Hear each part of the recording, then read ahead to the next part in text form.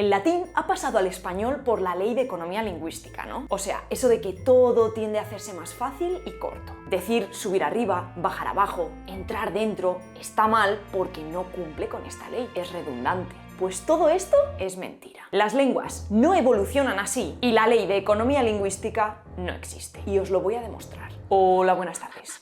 Es una calurosa tarde de verano, o mañana, o de invierno, me da igual, tú decides. Estamos en el siglo XIX. La corriente lingüística que se lleva en este momento es la escuela neogramática. ¿En qué se basa? Pues en demostrar que los cambios fonéticos son regulares. O sea, lo que más me gusta a mí. Todo pasa por algo y tiene su lógica. Luego pasa un tiempo, un siglo, y llega este señor, Saussure, que seguro que os suena, aunque sea solo el nombre. Pues este señor era neogramático. Pero dijo: vamos a ver, la lingüística no puede ser una ciencia que describa solamente los cambios. También tiene que describir el estado actual de las lenguas. Y así es como fundó el estructuralismo, o sea, otra corriente lingüística. Después surge el funcionalismo, que también se basa en la corriente anterior, el estructuralismo de Saussure. Pero va a añadir algo súper importante, el acto comunicativo, porque la lengua no existe sin comunicación y todo lo que le pase a la lengua va a estar condicionado por ella. Que ahora el funcionalismo no quiere explicar solo por qué cambia la lengua, sino también qué finalidad tienen esos cambios. Y esto es lo que nos interesa. ¿Por qué? Pues porque aquí, como respuesta, es donde aparece por primera vez el concepto de economía lingüística. ¿Y qué es esto exactamente? Pues como estamos hablando de economía, te lo diré rápidamente después de hablarte del patrocinador de este vídeo, Story Learning, una plataforma en la que vas a poder aprender un idioma de una forma diferente. Y solo con mi link, porque se lo he pedido yo específicamente para mis suscriptores, y esto va en serio, y durante un tiempo limitado, vais a tener un descuento de $200. Me explico. Story Learning es una plataforma que te enseña idiomas de una forma diferente, totalmente deductiva. Estás aprendiendo por tu cuenta, pero no te suelta un rollo gramatical, sino que te cuenta una historia, lo que significa que estás viendo palabras en contexto, gramática en contexto. Hay muchos estudios que defienden que una de las mejores formas de aprender léxico es en contexto, o sea, viendo esas palabras en una frase. Vamos, que esta metodología no solo es efectiva, sino que además es entretenida, porque a quien no le gusta una buena historia. Después de entender la historia, se trabaja sobre el vocabulario, sobre la pronunciación, sobre la cultura, sobre la gramática. Puedes aprender un montón de idiomas, pero siempre con el inglés como lengua explicativa. Yo sé que muchos de los que veis mis vídeos no sois hispanohablantes nativos, así que os podrían interesar los cursos de español. Y muchos de los que sí sois nativos tenéis un nivel muy alto de inglés.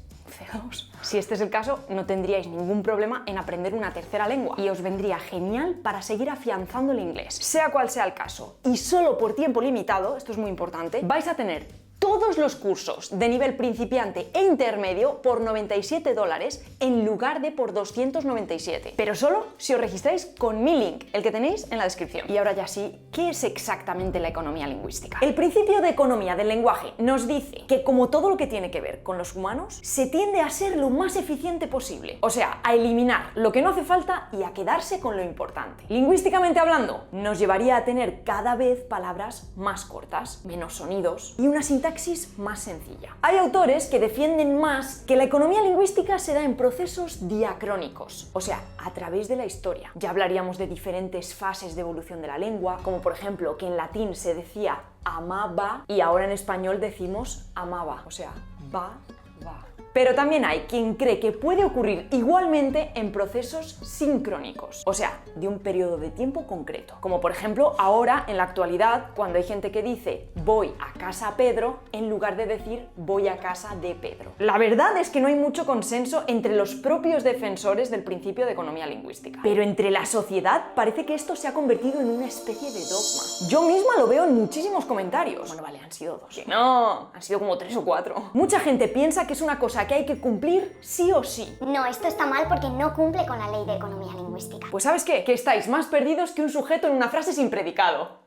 Primero, cuando hablamos de una ley en ciencia, no es como una ley de gobierno, o sea, no es de obligado cumplimiento. Segundo, las leyes científicas no son realidades absolutas. De hecho, existe una cosa que se llama principio de falsabilidad, y es que para que sean realmente científicas tienen que dejar abierta la posibilidad de que sean falsas. Dicho mal y rápido. Y tercero, es que ni siquiera es una ley, es un principio. Es decir, que como mucho podemos considerarlo una tendencia, que como veremos tiene muchísimas excepciones. Hasta tal punto que hay quien opina que ni siquiera existe. Pero vale, vamos a ver cómo ha evolucionado el latín al español. Las consonantes geminadas o dobles se han perdido. Las oclusivas, sordas, intervocálicas, p, ta, ka, se han adaptado a los sonidos que tienen alrededor y se han sonorizado.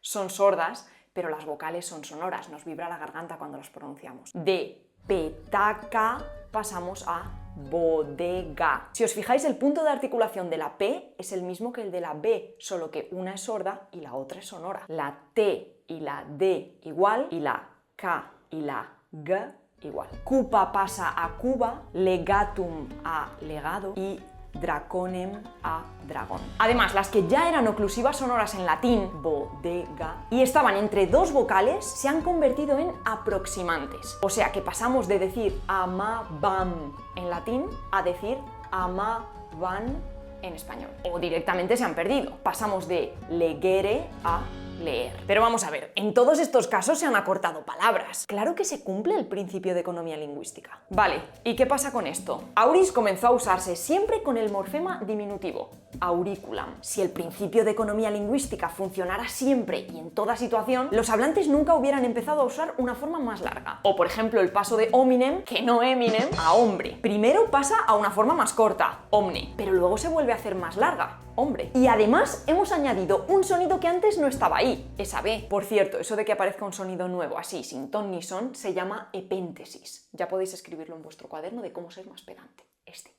Así que parece que esto también va en contra del principio de economía lingüística. Otro ejemplo de no economía lingüística es el futuro. En latín era un tiempo normal y corriente, pero en un momento dejó de usarse y se sustituyó por la perífrasis de obligación. Se pasó de amabo, que era el futuro, a amaré habeo, que sería algo así como tengo que amar. Amaré habeo nos ha dado nuestro amaré. Pero en la Edad Media la gente todavía era consciente de que eran dos verbos independientes. Incluso se podían poner pronombres entre medias. En esta traducción antigua de la Biblia podemos ver contar lo han en lugar de lo contarán. ¿Por qué los romanos decidieron usar una perífrasis cuando ya tenían una forma de futuro más corta? Pues no lo sé, pero desde luego no fue por el principio de economía lingüística. Así que no siempre hay una tendencia a simplificar las cosas. Acabamos de hablar de la epéntesis, o sea, cuando un sonido que no estaba en la forma original aparece en una forma posterior. Pero también son comunes la asimilación y la disimilación. La asimilación iría a favor del principio de economía lingüística. O sea, dos sonidos que están juntos se influyen el uno al otro. Pero la disimilación iría en contra, que es todo lo contrario. O sea, cuando dos sonidos se distancian. No sé, yo creo que en latín era todo mucho más complicado. Había más cosas que ahora. Vale, vamos a ver. El latín tenía 13 consonantes y 10 vocales. El castellano medieval llegó a tener 21 consonantes y 7 vocales. Actualmente tenemos 19 consonantes en el estándar del español de España no yeísta. O sea, los que pronuncian lluvia. Si eres latinoamericano y yeísta, que en realidad es lo más común estadísticamente hablando en el español global, tendrás 17 consonantes y luego 5 vocales, aunque como vimos en el vídeo anterior, en algunas variedades incluso más. Vaya, no todo tiende a simplificarse. Mirad este texto latino, tiene 90 palabras, pues su traducción tiene 134. ¡Wow! Economía lingüística en estado puro. Vaya. La economía lingüística no es ninguna ley que tengamos que cumplir. No es algo general ni una verdad absoluta. En cualquier caso es una tendencia a la que se le pueden poner muchos peros y matices. A veces está ahí, a veces no está. ¿Quién inventó la ñ porque se dice vos? Es más correcto castellano o español, porque es el agua fría o quién es vuestra merced. Aunque al final todo se puede explicar. Gracias a un rey. ¡Que no!